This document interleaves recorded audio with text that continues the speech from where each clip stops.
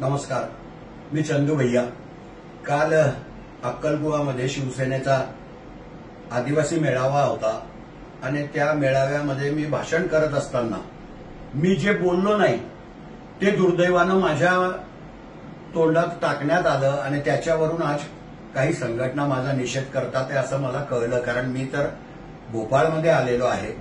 परंतु माझी विनंती आहे की मी आदिवासी समाजाच्या साठीच सर्वप्रथम मुख्यमंत्र्यांकडे जाणारा मी, किरसिंग वसावे आणि विजयसिंग पराडगे आम्ही 3 लोकप्रतिनिधी होतो की आदिवासीच्या आरक्षणामधून कोणालाही आरक्षण देऊ नका। तुम्हाला जर त्यांना आरक्षण द्यायचंच असेल तर वेगळं आरक्षण द्या, परंतु आदिवासी समाजाच्या आरक्षणामध्ये कुणालाही भागीदार बनवू नका अशी भूमिका मांडणारे सुद्धा आम्ही होतो। कोणी माणूस समाजाच्या विरोधात बोलत नाही।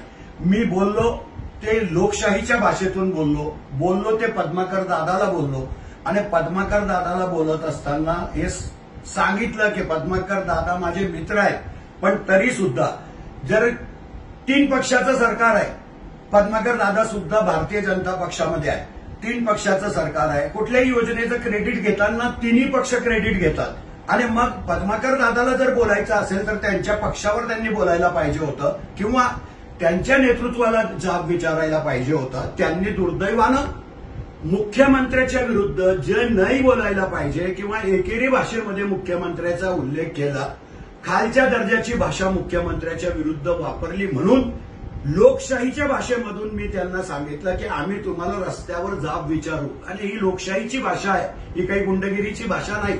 परंतु लोकशाहीमध्ये एवढा अधिकार मला तुम्हाला सगळ्यांना दिलेला आहे की जर कोणी चुकला असेल तर त्याला विचारायचं आणि तेवढंच मी सांगितलं, याच्यावर काहीच सांगितलेलं नव्हतं। आणि पद्माकर दादा हा कॅबिनेट मंत्री राहिलेला माणूस आहे, मुख्यमंत्र्याचा प्रोटोकॉल पाळला पाहिजे हे पद्माकर दादाला सुद्धा कळतं आणि म्हणून त्यांच्याकडनं ही अपेक्षा नव्हती, म्हणून मी फक्त त्यांच्यापुरतं मर्यादित बोललो।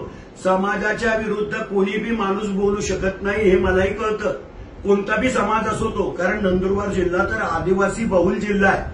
आदिवासी समाजाचं नेतृत्व मान्य केलेलं आहे जनतेने, आम्ही सगळ्यांनीच, आणि या जिल्ह्यात राहायचं असेल तर आदिवासी माणूसच आमचा मोठा भाऊ आहे, या भूमिकेतूनच आम्ही वावरतो। पण दुर्दैवानं काही मंडळी स्वतःच्या राजकीय स्वार्थासाठी त्या भाषणाचा कुठंतरी गैरअर्थ लावतात आहे आणि निषेध करतात आहे। माझी त्यांनाही विनंती आहे, राजकारणाच्या खूप जागा आहेत, खूप ठिकाणी आपण राजकारण करू शकतो। आम्ही 50 वर्षापासून आदिवासी समाजाची सेवा करतोय, आम्हाला कोणाच्या प्रमाणपत्राची गरज नाही, पण आम्ही इमानदारीने, तुम्ही अजूनही 50 वर्षापासूनच्या म्हाताऱ्यापासून तर आजपर्यंतच्या तरुणांना विचारून घ्या की रघुवंशी परिवार सुद्धा आदिवासीची सेवा करण्यामध्ये या जिल्ह्यामध्ये अग्रेसर परिवार आहे। आणि म्हणून माझी भूमिका मी मांडली ती फक्त पद्माकर दादाच्या बद्दल मांडली की पद्माकर दादाने हे मुख्यमंत्र्याच्या विरुद्ध बोलायला नको होतं। आजही ते मी बोलतोय की मुख्यमंत्री पद्माकर दादा भारतीय जनता पक्षामध्ये आहे, मुख्यमंत्र्याला अपशब्द वापरून त्यांना काय अधिकार आहे? त्यांनी त्यांच्या पक्षाच्या नेत्यांच्या बद्दल बोलावं किंवा त्यांना जाब विचारावा, मुख्यमंत्र्याच्या बद्दल आदरने बोलावं, एवढीच माझी अपेक्षा होती आणि त्याच भावनेतून मी बोललो।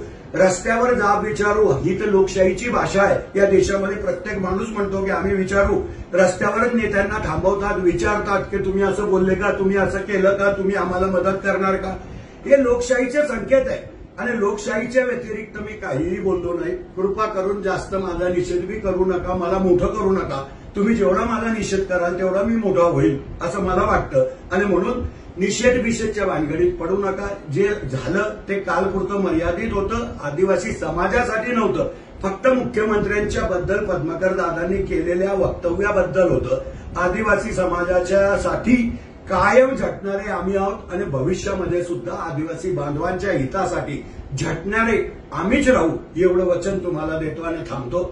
धन्यवाद। जय हिंद, जय महाराष्ट्र।